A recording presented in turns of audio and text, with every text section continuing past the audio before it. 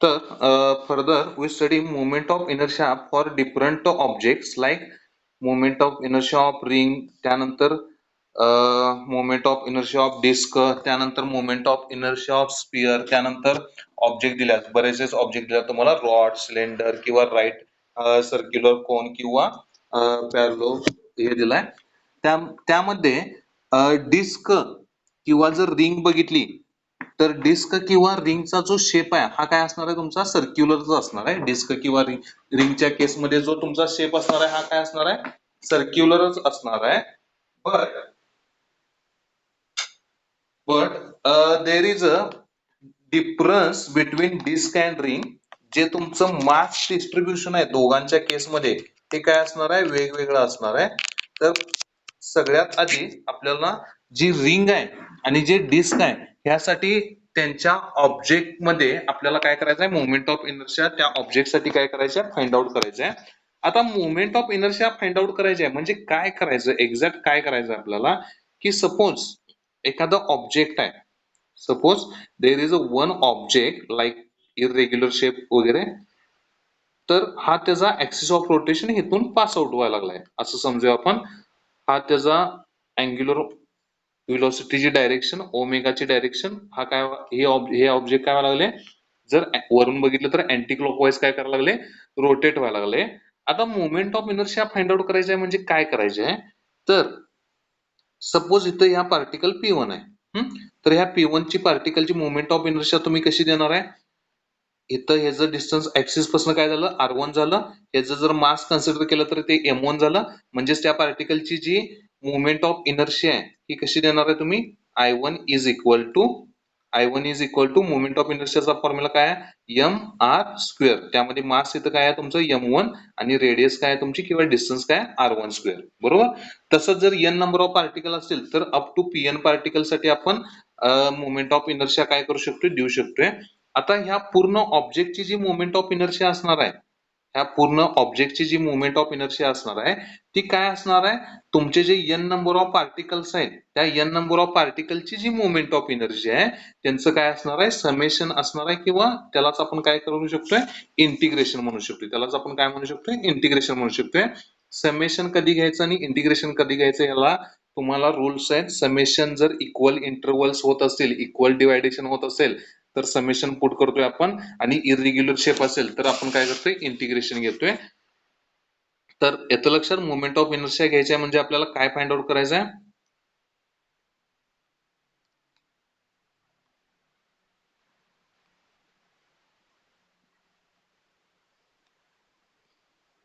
Okay.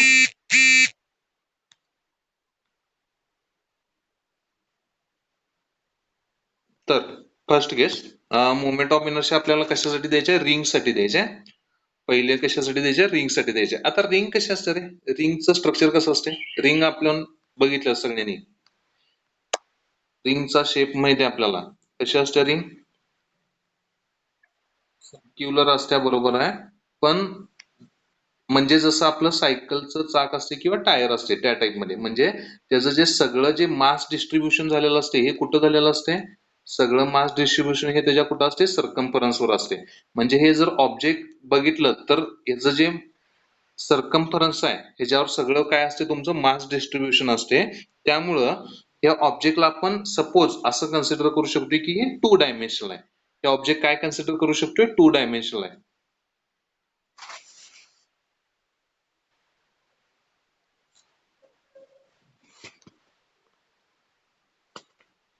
हे object काय consider करू शकतो आपण 2 डायमेन्शनल ऑब्जेक्ट कन्सिडर करू शकतो. जसं की इथं तुम्हाला डायग्राम मध्ये दाखवले एक रिंग दाखवल्या.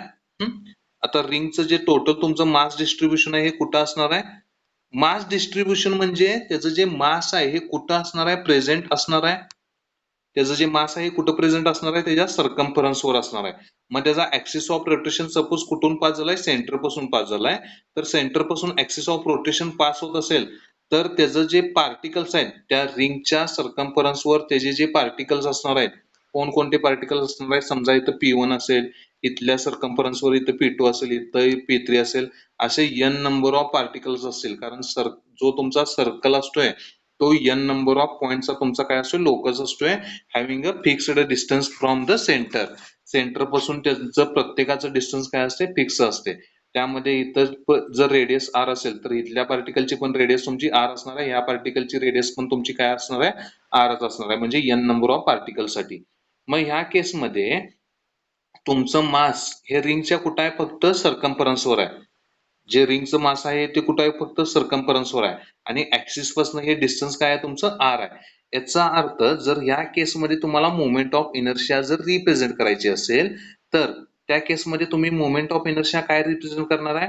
इनर्शिया आपला काय फॉर्म्युला आहे आर स्क्वेअर डीएम किंवा इंटिग्रेशन म्हणजेच integration of R square DM. DM म्हणजे स्मॉल अमाऊंट ऑफ मास किंवा डिफरन्शियल मास.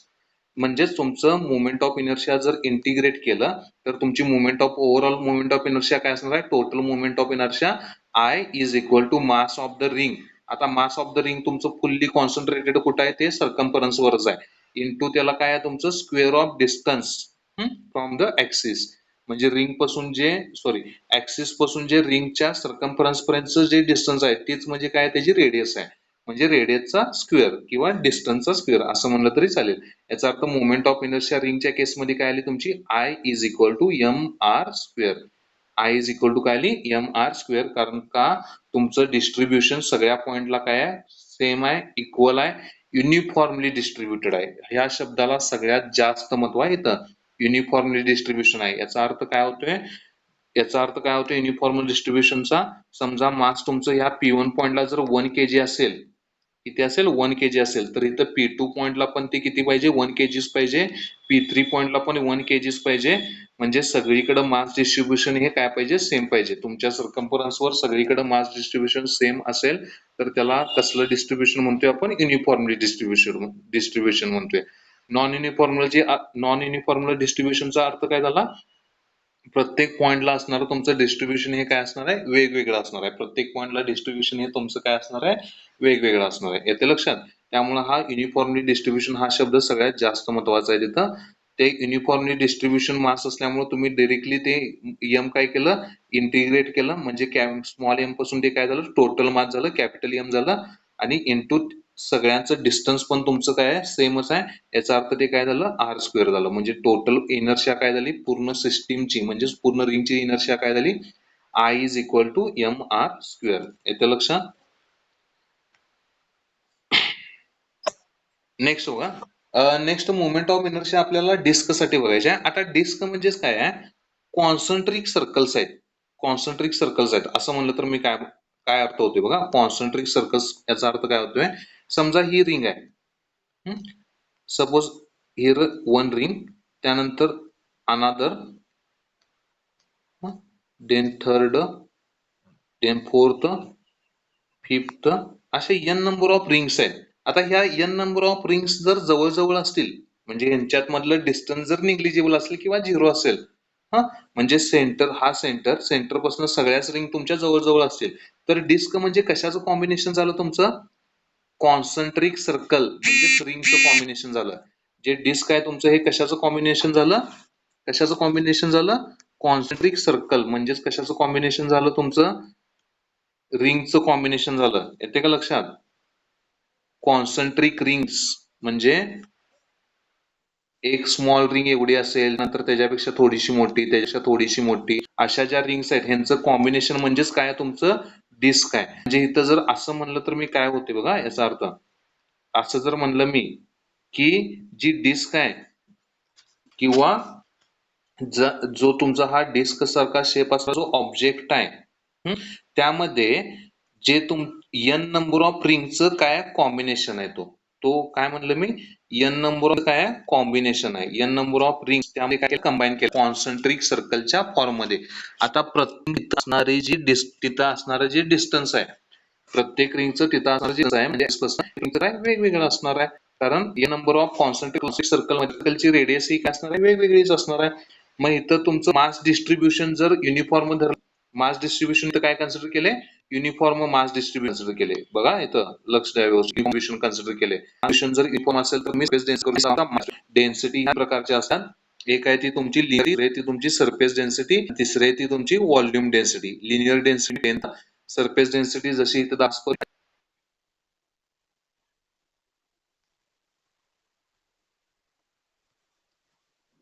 एक मिनिट सॉरी, एक परत स्टार्ट करतो मी. आता सरफेस डेन्सिटी इथं जी रिंग आहे तुमची ही काय जी डिस्क आहे तुमची ही काय असणार आहे, एन नंबर कॉन्सेंट्रिक रिंग्स आहेत, N number of concentric circles आहेत. त्यामध्ये हे काय असणार आहे, प्रत्येकाचं डिस्टन्स, प्रत्येकाची रेडियस ही काय असणार आहे, वेगवेगळी असणार आहे. कारण कॉन्सेंट्रिक सर्कल्स मध्ये प्रत्येक सर्कलची रेडियस ही, त्यानंतर इथं जर मास डिस्ट्रीब्युशन युनिफॉर्म असं कन्सिडर केलं तर त्यामध्ये तुम्ही डेन्सिटी, सरफेस डेन्सिटी एक आहे ती तुमची लिनियर डेन्सिटी, दुसरी आहे ती तुमची डेन्सिटी, आणि सर्च डेन्सिटी जशी इथं दाखवली आहे ती. लिनियर डेन्सिटी म्हणजे मास पर युनिट लेंथ असेल, सरफेस म्हणजे मास एरिया असेल, आणि व्हॉल्यूम डेन्सिटी याचा अर्थ मास पर युनिट व्हॉल्यूम असेल. हा, म्हणजे सिग्मा आणि रो वगैरे वापरून तुम्ही काय करू शकता, लॅम्बडा, सिग्मा आणि रो वापरून तुम्ही ह्या तिन्ही डेन्सिटी काय करताय, रिप्रेझेंट करताय. त्या केसमध्ये इथं जर तुमचं जर सरफेस डेन्सिटी बघितलं, रेशो काय आहे तुमचा इथं, मास पर युनिट एरिया. मग इथं तुमचं पूर्ण मास काय कन्सिडर केलं, आता पूर्ण मास कन्सिडर करायचं नाही. इथं जे तुमचं फर्स्ट रिंग तुम्ही जी कन्सिडर केलं आहे ह्याचं मास, स्मॉल अमाऊंट ऑफ मास काय कन्सिडर केलं, स्मॉल एम कन्सिडर केलं. त्यानंतर तो जो डिस्क आहे, तो जो सर्कल आहे, इनर सर्कल असेल किंवा त्याच्यापेक्षा हे असेल, त्याचा जो एरिया आहे तो काय कन्सिडर केला, ए कन्सिडर केला, is called as surface density. मग जर डिस्कच्या केसमध्ये तुम्हाला आता ही सरफेस डेन्सिटी द्यायची असेल तर त्या केसमध्ये ह्या डिस्कचं टोटल मास काय असणार आहे तुमचं, कॅपिटल एम, आणि डिस्कचा जो सर्कल आहे त्या सर्कलचा एरिया, आता सर्कलचा एरिया आपल्याला माहिती आहे, सर्कलचा एरिया काय असतोय, पाय आर स्क्वेअर. म्हणजे तिथं तो एरिया काय दिलाय तुमचा, पाय आर स्क्वेअर दिलाय. येतं लक्षात, एरिया काय दिलाय तुमचा, पाय आर स्क्वेअर दिलाय. बघा नेक्स्ट व्यवस्थित लक्ष द्या, डेरिवेशन जरा. तर इथं तसंच परत एकदा तुमचं जे युनिफॉर्म डिस्क, म्हणजे ज्या डिस्क मध्ये तुमचं मास डिस्ट्रीब्युशन हे काय आहे, युनिफॉर्म आहे, त्यामध्ये एम हे तुमचं काय आहे, टोटल मास आहे, आर म्हणजे टोटल रेडियस आहे तुमची ऍक्सिस पासून असणारी टोटल रेडियस. टोटल रेडियस याचा अर्थ मी काय म्हणतोय की जी डिस्क आहे त्याची रेडियस म्हणजे आर. ह्याला मी टोटल रेडियस असं का म्हणलं, कारण का इथं जे आपण प्रत्येक जे कॉन्सेंट्रिक सर्कल घेणार आहे त्यांची रेडियस आपण काय कन्सिडर करणार आहे, डीआर. डीआर म्हणजे स्मॉल अमाऊंट ऑफ रेडियस किंवा डिफरन्शियल रेडियस. येतं लक्षात. त्यानंतर नेक्स्ट बघा, समजा हे जे डिस्क आहे आता जसं मी सांगितलं तसं N number of concentric circle पासून ती तुमची डिस्क काय झाल्या, फॉर्म झाल्या. म्हणजे तुमचा पहिला जो सर्कल असणार आहे हा कुठल्या पॉइंटला असणार आहे, झिरोला असणार आहे. पहिल्या सर्कलची जी रेडियस असणार आहे किती असणार आहे, झिरो असणार आहे.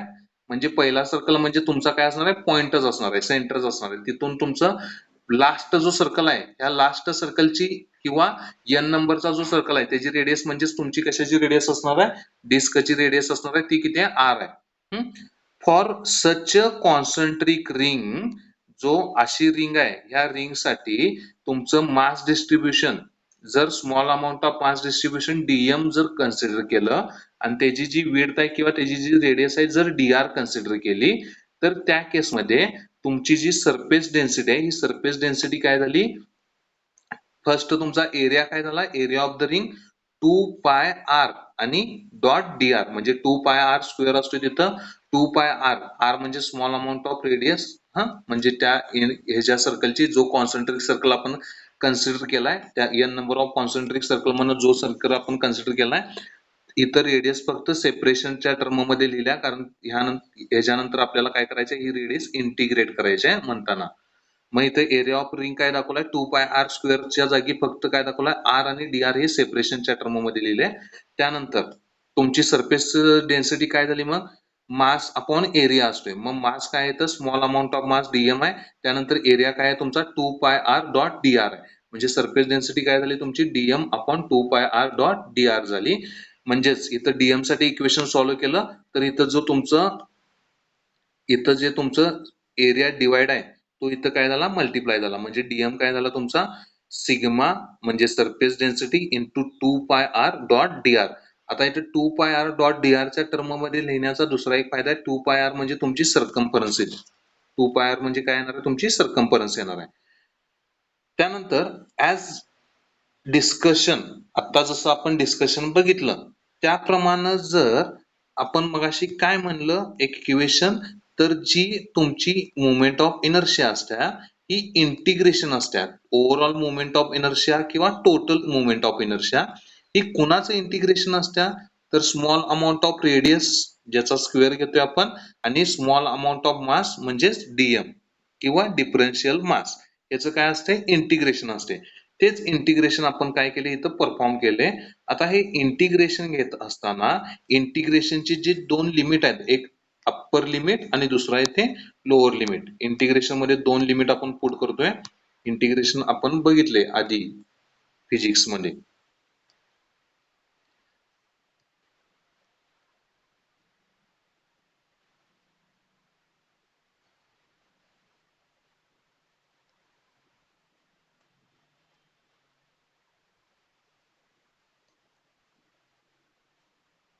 ओके, आपण दोन लिमिट पुट करतोय. एक आहे ते तुमचं अप्पर लिमिट आणि दुसरं आहे ते तुमचं लोअर लिमिट. आणि नंतर इंटिग्रेशन परफॉर्म केल्यानंतर काय करतोय आपण upper limit minus lower limit करतोय. त्या केसमध्ये इंटिग्रेशन परफॉर्म केले काय बघा. आता लोअर लिमिट कुठून कुठे इंटिग्रेशन व्हॅल्यू व्हॅरी व्हायला लागले, तर लोअर लिमिट म्हणजे तुमची इनिशियल रेडियस किती असणार आहे, झिरोच असणार आहे जसे इथं सांगितले मी. आणि फायनल रेडियस काय असणार आहे, कॅपिटल आर असणार आहे. म्हणजेच तुमचे इंटिग्रेशन हे कुठून कुठे व्हॅरी व्हायला लागले, झिरो पासून आर पर्यंत व्हॅरी व्हायला लागले. त्यामध्ये त्यामध्ये इंटिग्रेशन कोणाचं घ्यायचं आहे, हे जे आय आर आहे त्याचं इंटिग्रेशन घ्यायचं आहे. आय आर ची व्हॅल्यू इथं पुट केली, काय झालं तुमचं इंटिग्रेशन. नेक्स्ट स्टेप काय झाली तुमची इंटिग्रेशन 0 टू आर, त्यानंतर डीएम डॉट आर स्क्वेअर म्हणजे ही व्हॅल्यू फक्त इथं पुट केल्या. त्यानंतर डीएम ची व्हॅल्यू काय होती मगाशी, काय आली डी ची व्हॅल्यू इथं sigma 2 pi R dot D R. इथं पुट केलं 2 pi sigma R dot D R. R square तसंच आहे इथं. इथं काय झालं तुमची नेक्स्ट स्टेप 2 पाय सिग्मा हे काय आहे कॉन्स्टंट टर्म आहे. म्हणजे सरफेस डेन्सिटी युनिफॉर्म डिस्ट्रीब्युशन असल्यामुळं सरफेस डेन्सिटी तुमची बदलणार नाहीये, कॉन्स्टंटच राहणार आहे. आणि सिग्मा कॉन्स्टंट असल्यामुळं तुमचा 2 पाय तर काय असते ऑलरेडी कॉन्स्टंटच असतोय. त्यानंतर इथं आर आणि हे आर स्क्वेअर म्हणजेच काय झालं तुमचं टोटल आर क्यूब झालं. म्हणजे ओव्हरऑल इंटिग्रेशन तुमचं काय झालं 2 pi sigma integration 0 to R R cube dot D R. म्हणजे तुम्हाला इथे इंटिग्रेशन कोणाचं परफॉर्म करायचं आहे, तुम्हाला आर क्यूबचं परफॉर्म करायचं आहे. तर इंटिग्रेशन परफॉर्म करताना इंटिग्रेशनचे रूल माहिती आहेत आपल्याला. जर integration X raise to N चं घ्यायचं असेल तर त्याचं इंटिग्रेशन काय असते X raise to N plus one divided by N plus one divided by N plus one. म्हणजे पॉवर तुमची काय होत्या एक्स रेस टू पॉवरला तुमच्या काय होते एक्स रेस टू काय होतंय integration X raise to N plus one divided by खाली एन प्लस वन. येतं लक्षात. म्हणजे इथं पॉवर किती होती आता 3 होती. पॉवर इथे किती होती 3 होती. 3 म्हणजे 3 प्लस 1 किती झालं इथं 4 झालं. आणि खाली डिनॉमिनेटरला 3 प्लस 1 किती झालं 4 झालं. तुमचं 2 बाय जर 2 बाय सिग्मा जर कॉमन निघला असेल, माईक आणि म्यूट म्यूट करा. इथं 2 पाय सिग्मा जर कॉमन निघला असेल तर इंटिग्रेशन कोणाचं परफॉर्म केलं आपण R cube divided by sorry R क्यूबचं परफॉर्म केलं. ते इंटिग्रेशन काय आलं तुमचं R raise to 4 divided by 4 म्हणजे R to the power 4 divided by 4. त्यानंतर बघा इथं व्हॅल्यू पुट केली. सिग्माची व्हॅल्यू काय आहे माईक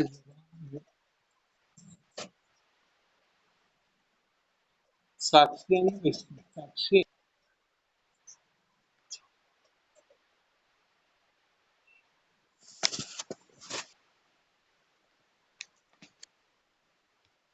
साक्षी माईक जरा म्यूट करा.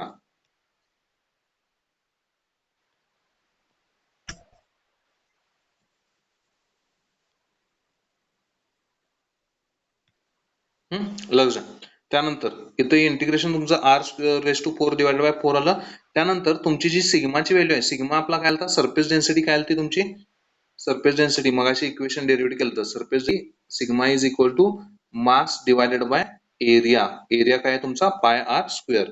आता तोच इथं काय केला सिग्माच्या जागी पुट केला mass divided by pi R square area. इथं आर स्क्वेअर आणि इथं आर 4 ला कॅन्सल आउट झालं म्हणजे इथं न्यूमरेटर मध्ये पण काय राहिलं आर स्क्वेअर राहिलं. त्यानंतर इथं 2 ला इथं 4 एक कॅन्सल झालं म्हणजे डिनॉमिनेटर मध्ये काय राहिलं 2 राहिलं. आणि पाय ला पाय कॅन्सल आउट झालं म्हणजे तुमचं overall moment of inertia for the disc uniformly distribution असेल, मास डिस्ट्रीब्युशन युनिफॉर्म असेल, तर त्या केसमध्ये ओव्हरऑल तुमची जी movement of inertia around the centre त्यासाठी किती आल्या ती हाफ एम आर स्क्वेअर आल्या. किती आल्या ती हाफ एम आर स्क्वेअर आल्या. रिंग आणि डिस्क दोन्हीच्या केसमध्ये तुमचा ऍक्सिस ऑफ रोटेशन हा कुठून पास होत होता? सेंटर मधून पास होत होता. कुठून पास होत होता हा ऍक्सिस? सेंटर मधून पास होत होता.